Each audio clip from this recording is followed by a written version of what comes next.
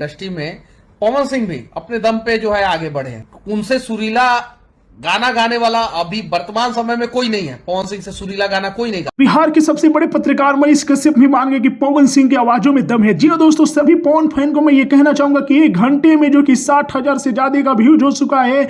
जी हाँ दोस्तों, और 74,000 लोगों ने लाइक किया है। जी हाँ दोस्तों, इस गाने को ट्रेंडिंग में पहुंचाना है। प्लीज विवाद पर मत फंसिएगा, बहकावे पर नहीं तो आज एक बड़ा रिकॉर्ड छूट जाएगा। जी हाँ दोस्तों, तबाही मचा रहा है पावर स्टार पवन सिंह का नया गाना लहंगा लहक जाए, जिसमें पवन सिंह के साथ सपना चौधरी नजर आएंगी।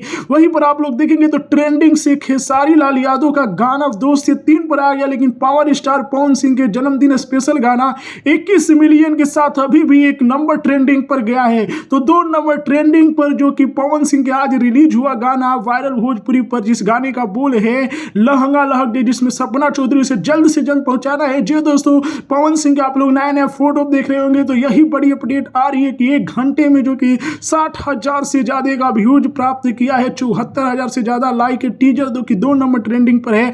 तो प्लीज आप लोग रिकॉर्ड बनाते रहिए।